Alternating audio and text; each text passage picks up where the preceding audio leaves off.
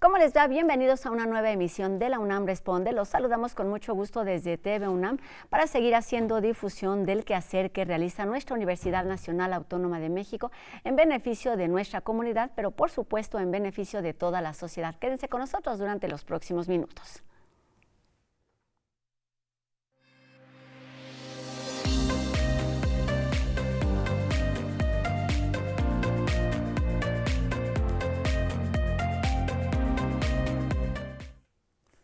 La protección de las personas puede darse también a partir del uso de sus datos personales, que muchas veces es información que se comparte de forma consciente o no, sin los cuidados necesarios.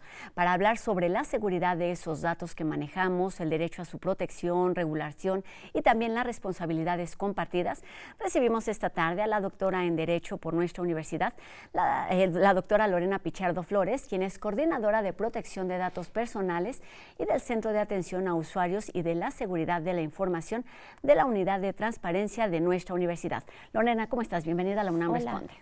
Muy buenos días y me da gusto estar aquí y poder hablar de este tema.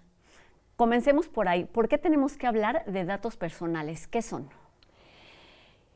Los datos personales es básicamente algo que identifica o es identificable a las personas. Cuando se habla del concepto en general, es un concepto que requiere mucho la ejemplificación, porque a la par está otro tipo de concepto que es el dato personal sensible. Pero si no se entiende qué es el dato personal a secas, quizás lo correcto es establecer algún tipo de ejemplos. Los datos personales a secas, básicamente los que identifican o hacen identificable a las personas son el nombre, la identificación oficial, el número de pasaporte, tu teléfono celular, quizás tu correo electrónico particular, dónde vives, el domicilio, dónde habitas. Son una serie de datos que tienen que ver con la simple identificación. Pero cuando te mudas al contexto de datos personales sensibles, tienen otras características, que son todos aquellos datos que al momento en que tú los difundes pueden causar dos cosas. Uno, el daño a la persona, o dos, la discriminación a la persona. Un ejemplo de ellos son los datos que tienen que ver con la salud, presente, pasada y futura, las preferencias sexuales, las preferencias políticas o religiosas, cuando una persona pertenece a un pueblo indígena particularmente o afroamericano, la señalización de si la persona tiene alguna discapacidad, esos en general, así como los biométricos de un nivel más complicado, tecnológicamente más avanzado, como pudieran ser el iris o la voz, ¿no? el uso de la voz o el rostro. Eso identifica incluso el movimiento, el biométrico que tiene que ver con cómo la persona se mueve o es su estilo de caminar, tiene que ver ya con datos personales sensibles, porque su pérdida también ocasiona que no pueda ser recuperable. Es decir, cuando tú pierdes un biométrico, no es como cambiar la contraseña, claro. Es el rostro facial de la persona que está, ¿no?, identificado con varios aspectos. Por supuesto, todos esos datos que nos identifican siempre han tenido un valor importante, porque justamente nos dan o tienen que ver con nuestra intimidad, con nuestra privacidad, pero también con nuestra identificación. ¿Cómo ha cambiado, cómo se ha transformado este valor a partir del uso y la llegada de la era digital, de todo eso que se maneja en este otro universo? Justo esta protección de datos personales tiene que ver con el cambio tecnológico. O sea, la gente hoy por hoy se pregunta, ¿por qué proteger los datos personales? Precisamente lo que cambió fue el contexto, el avance tecnológico, la automatización, la digitalización, el uso de los navegadores indexados, la forma en que la información se hace viral a través de Internet, el anonimato ha hecho que se configure mucho un esquema totalmente distinto, y es donde justo el legislador le dio cabida a la nueva protección que es de este derecho humano, que es el derecho a la protección de los datos personales, que está a nivel constitucional. Esto es bastante interesante porque no es un derecho fundamental en sí mismo, sino que ya tiene un nivel de derecho humano que está garantizado incluso por convenciones internacionales y que a las que México se ha tenido que ir adaptando poco a poco. La regulación que México ha tenido en este tema ha sido bastante buena, pero curiosamente, si lo hablamos desde el sector público, como lo es la universidad como un organismo público, hay una regulación específica para los entes públicos y hay otra para los entes privados. Okay. Es decir, por un lado está la Ley Federal de Protección de Datos Personales en posesión de los particulares, que engloba a todos los organismos, ya sea personas físicas o morales, que tienen un comportamiento distinto a la recepción del erario público.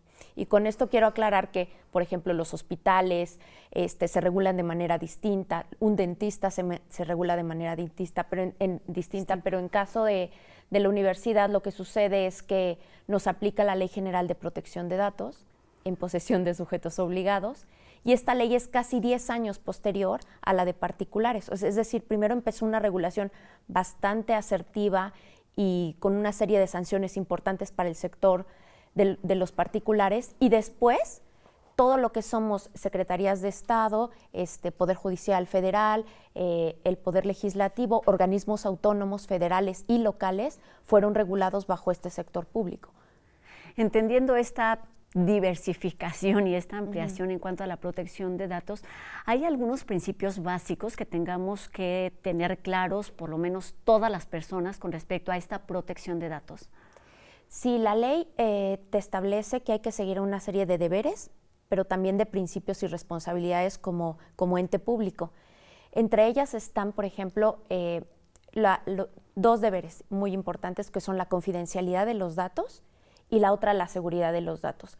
Lo interesante con esto es que obliga, en este caso a la universidad como ente público, a establecer una serie de medidas que garanticen esa confidencialidad. Es decir, yo recabo los datos como universidad, pero también tengo la obligación de guardar cierta confidencialidad.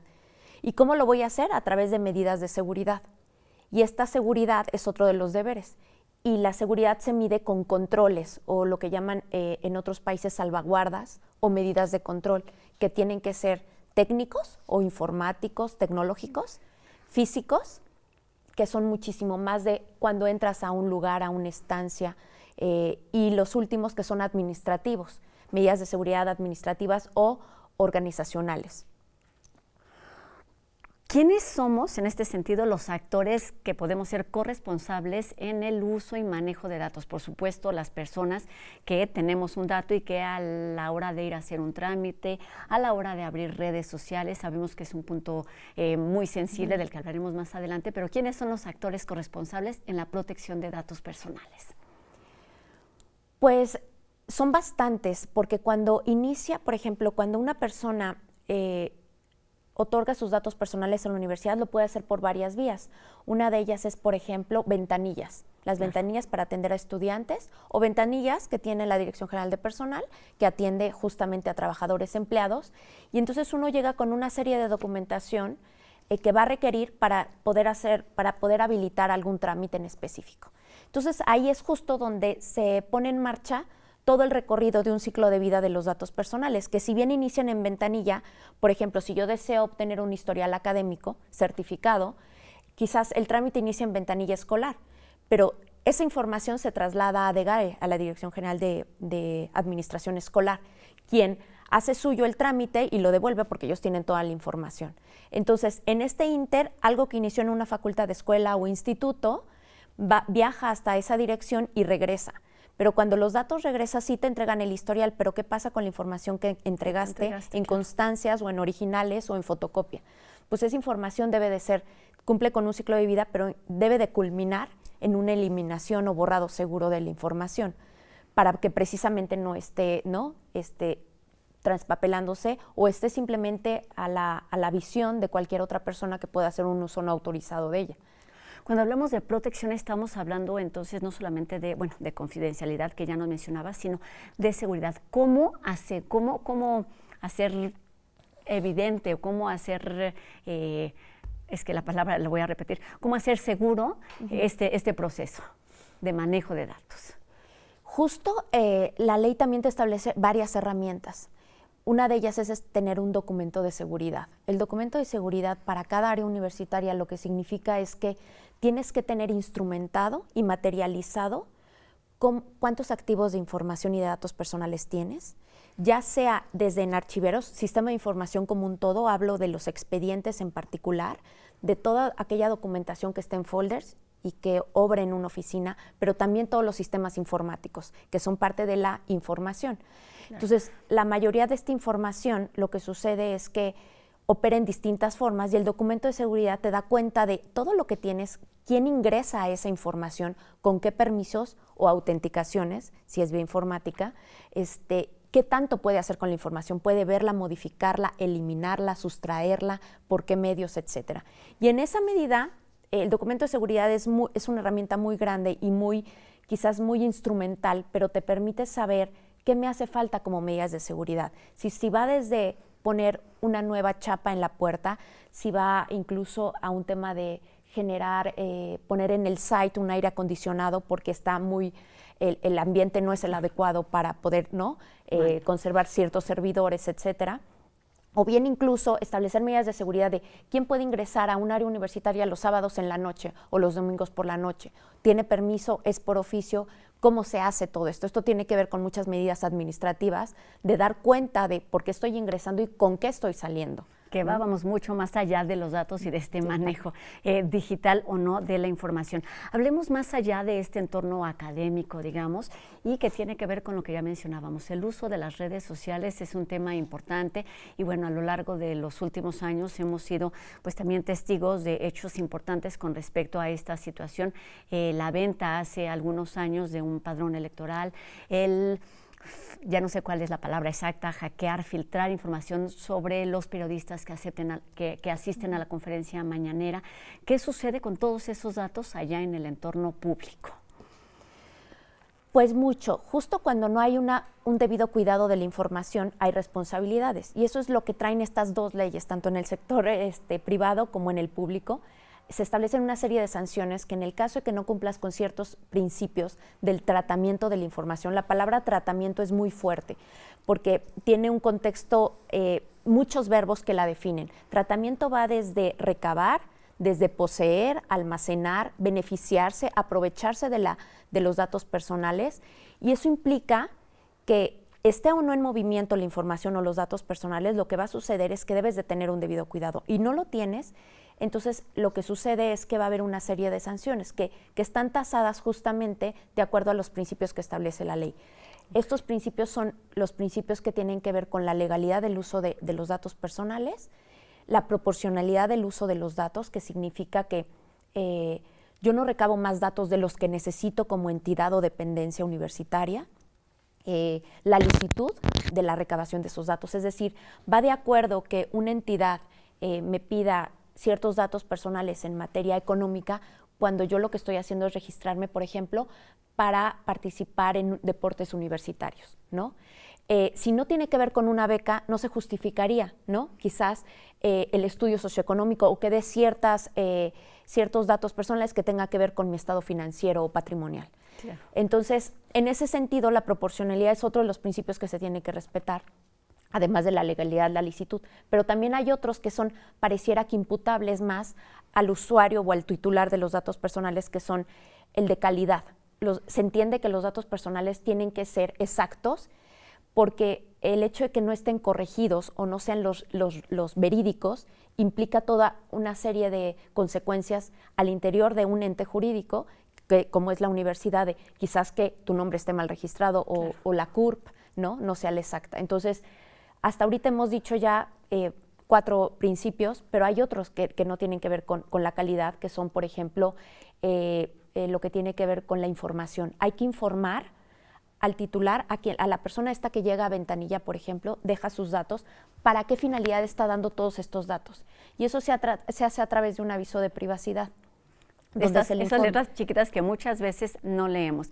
y lo cual no es correcto. Lorena, tenemos que ir cerrando la entrevista y me gustaría que nos ayudaras a entender justo lo que mencionaste. ¿Cuáles son las consecuencias del uso incorrecto de esos datos? Se puede hablar de cuestiones económicas, pero también emocionales, de cuestiones legales. ¿Cuáles son los principales impactos y lo que podemos esperar del uso y la protección de nuestros datos?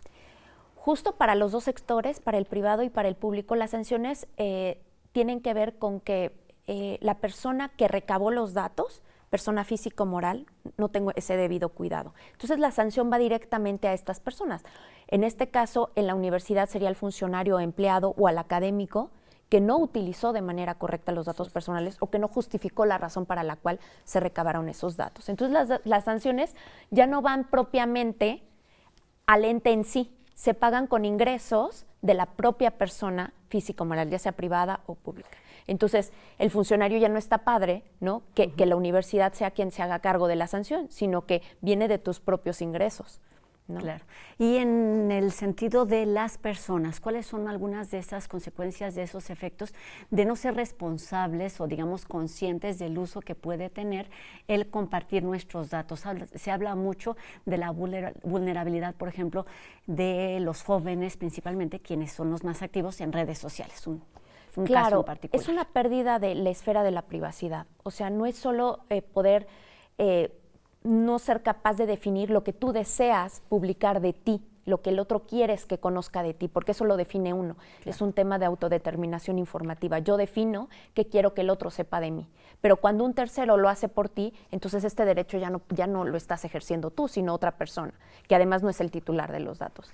Pero lo interesante es que también cuando lo ves de manera institucional, si bien hay un daño que quizás el empleado, el docente, el académico pudo generar, el impacto reputacional que tiene la universidad es alto, porque se entiende que la universidad recaba los datos personales para fines muy específicos y que no hace un mal uso de ellos, que no tiene mala fe, ¿no?, en recabar estos datos o que no los utiliza con otras finalidades. Entonces, el impacto en la imagen reputacional es altísimo. El impacto que tiene que ver con la imposibilidad de seguir prestando un servicio institucional por la pérdida de estos datos implica mucho, porque no solo son la falta de prestación de servicios, sino las horas hombre de el trabajo que hay detrás, el tiempo que se utiliza, pero también hay temas legales, efectivamente. Cuando se trata de la pérdida de datos personales que están en expedientes, en procedimientos judiciales, es evidente que la universidad se queda sin poder ejercer facultades importantes u obligaciones, ¿no?, que le son importantes, como llevar a cabo un procedimiento jurisdiccional hasta su término. Claro, y un principio básico, me parece, es el que seamos conscientes de la importancia y el impacto que puede tener todos esos datos personales, sensibles o no, y la forma en la que los compartimos con quienes, y ser cuidadosos precisamente en esta primera etapa para poder, digamos, influir de alguna manera en el uso que se le da en toda esta cadenita de la que nos hablabas al principio. La autodeterminación es importantísima. Muchísimas gracias, doctora Lorena Pichardo Flores, coordinadora de protección de datos personales de nuestra universidad. Y pues ahí han estado apareciendo un par de sitios con respecto a este tema. Hay mucho que aprender, pero también hay mucho que ya podemos saber y que podemos incorporar a nuestra vida privada y pública. Gracias, doctora. Muchas gracias a ustedes. Y bueno, vamos con más información. Este es un llamado para los jóvenes que les gusta escribir crónica, ensayo, cuento o poemas, o también elaborar gráficos y tomar fotografías. Y es que ya está abierta la convocatoria del concurso número 55 de la revista universitaria Punto de Partida. La fecha límite para mandar tu trabajo es el 11 de marzo y pueden participar estudiantes de bachillerato, licenciatura o posgrado de cualquier escuela del país. Recuerda que únicamente se aceptan trabajos inéditos que se presenten con seudónimo. Únicamente habrá 2 ganadores que se publicarán en la revista, y bueno, todos los detalles los puedes consultar en el sitio que aparece en nuestra pantalla, puntodepartida.unam.mx. Recordemos que esta revista ha sido un semillero de grandes plumas. Y ahora vamos con Dani Quino, quien nos habla sobre uno de los hombres más visionarios que ha logrado innovar y permanecer vigente y activo a pesar del acelerado ritmo de la tecnología. Vamos a conocerlo en No Memes.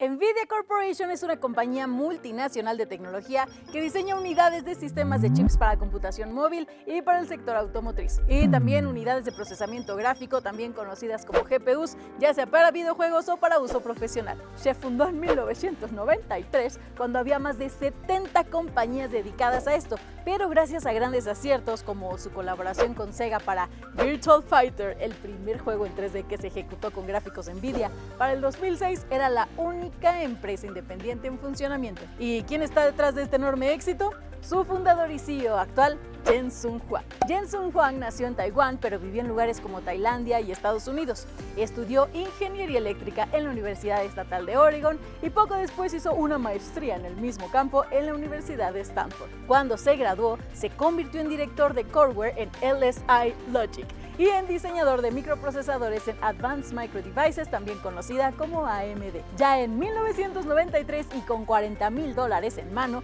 se unió a Chris Malachowski y Curtis Spring para fundar NVIDIA, con la firme idea de que la computación acelerada o basada en gráficos era el futuro de la informática. Y parece que no estaba equivocado, ¿eh? Para 2016, los ingresos anuales de la compañía superaron los $5,000 millones. Y en 2023, NVIDIA se unió al selecto grupo de empresas cuyo valor en el mercado supera el $1 billón.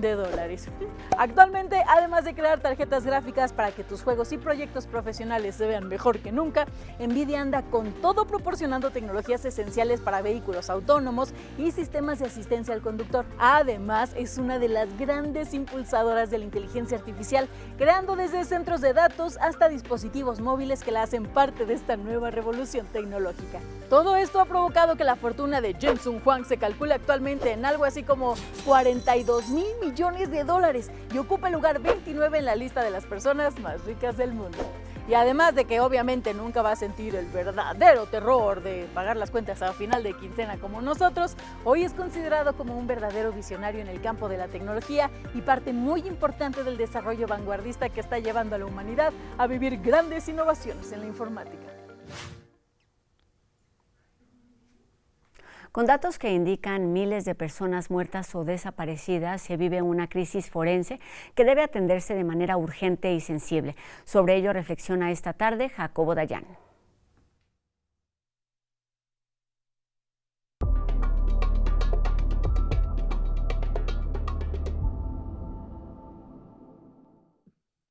¿Qué tal?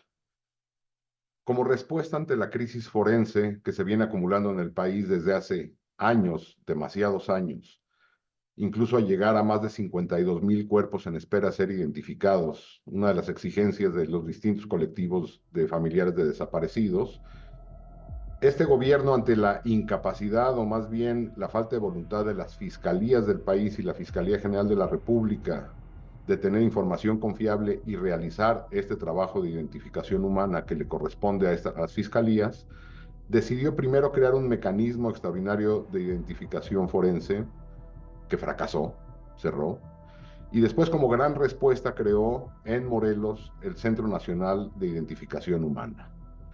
Esto fue anunciado con bombo y platillo por el ex subsecretario Alejandro Encinas y la ex comisionada nacional de búsqueda Carla Quintana. Con este centro pretendían o dijeron que se abatiría el rezago en identificación forense en el país, que alcanza cifras de crisis humanitaria, repito, más de 52,000 cuerpos en posesión del Estado en espera de ser identificados. Y con esto también pretendían mandar un mensaje a las fiscalías diciendo el gobierno federal se hará cargo de un trabajo que corresponde a las fiscalías.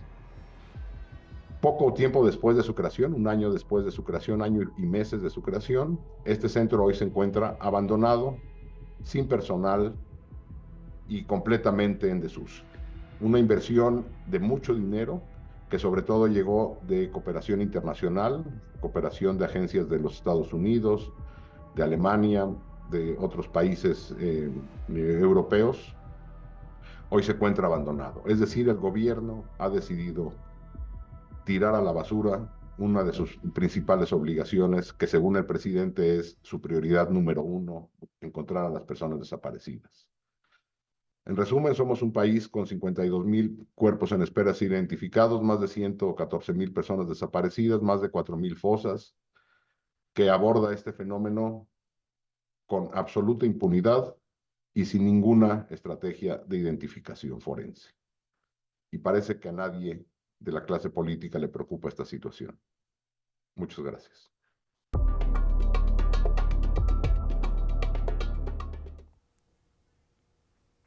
En otro tema, enseguida te recordamos los pasos a seguir para continuar con la señal de TV UNAM. Toma nota. Sintonizar la nueva frecuencia de TV UNAM es muy fácil. Sigue estos sencillos pasos para reprogramar tu televisión. Toma el control remoto de tu televisión. Presiona el botón Menú. Busca Ajustes o Configuración. También puedes hacerlo directamente desde la opción Antena o Cable. Selecciona Búsqueda automática de canales. Asegúrate de que la opción digital está encendida. Espera a que cargue y ¡listo! Disfruta tus programas favoritos de TV UNAM por el 20.1 con mejor calidad y mayor cobertura. Si tienes alguna duda, pregúntanos a través de nuestras redes sociales. Con esto terminamos nuestro programa de hoy, agradeciendo a Mónica Ponce su participación en la interpretación de lengua de señas y agradeciéndoles a todos ustedes que nos hayan acompañado esta tarde y por supuesto invitándolos a que nos hagan llegar sus dudas y sus comentarios a través de nuestras redes sociales. Ustedes ya las conocen y aquí nos vemos para recibir todo lo que tengan que decirnos con respecto a este programa y por supuesto con respecto a la reprogramación de su señal para seguir con TV UNAM. Nos vemos aquí mañana a 2:30 de la tarde en TV UNAM. Adiós.